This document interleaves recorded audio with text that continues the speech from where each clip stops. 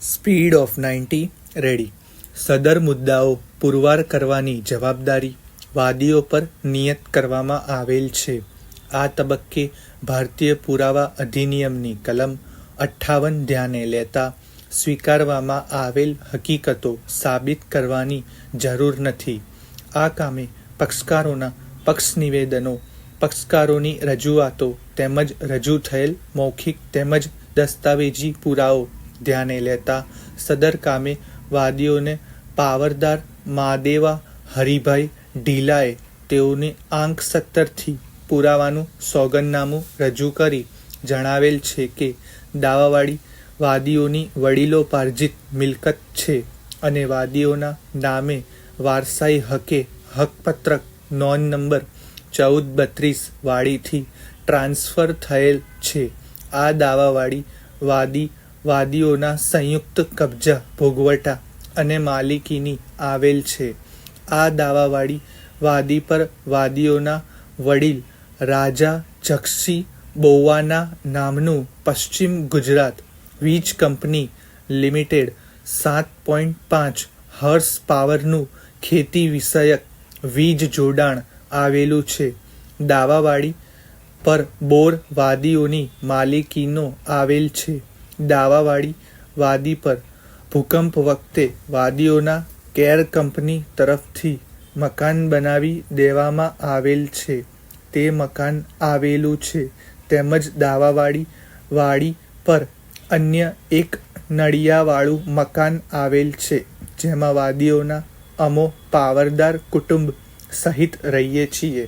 દાવાવાળી વાડીમાં દાવો વખતે વાદીઓએ જરા, એરંડા, ગોવાર તથા રચકો અને મહુડીનું વાવેતર કરેલ છે. દાવાવાળી વાડીમાં બોરવાળા ભાગમાં વાદીઓએ અગાઉ વરસાદ થયો તે પહેલાં પિયત કરી એરંડાનું વાવેતર કરેલ છે. તેમજ વરસાદ થયા બાદ દાવાવાળી વાડીનો પૂર્વ ભાગમાં વરસાદી પાણીથી પાછળથી એરંડાનું વાવેતર કરેલ છે. દાવાવાળી વાડીમાં પ્રતિવાદીઓનો કોઈ હક, હિસ્સો કે હિત સંબંધ નથી.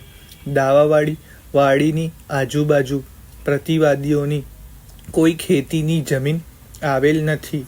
તેમ છતાં અવારનવાર દાવાવાળી વાડીનો કબજો ભોગવટો અને માલિકીમાં છેલ્લા 3 માસથી પ્રતિવાદીઓ વાદીઓને અડચણ, અટકાયત, અંતરાય કરી રહ્યા છે અને ગઈ તારીખ 6/9/2015 રોજ 9 વાગ્યાના અરસામાં હું દાવાવાળી વાડીમાં કામ કરી રહ્યો હતો ત્યારે પ્રતિવાદીઓએ આવીને ધમકી આપેલ કે તું કામ છોડીને જતો રહે.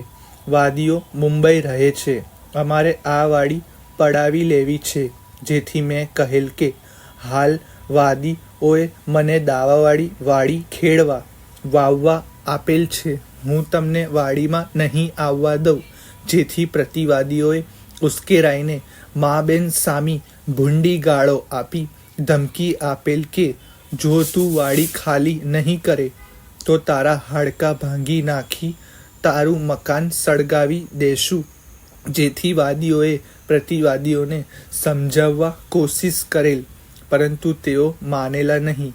જેથી હાલનો દાવો દાખલ કરવામાં આવેલ છે તેમ જણાવેલ છે અને તેઓની પ્રતિવાદીઓ તરફે કોઈ ઉલટ તપાસ કરવામાં આવેલ નથી.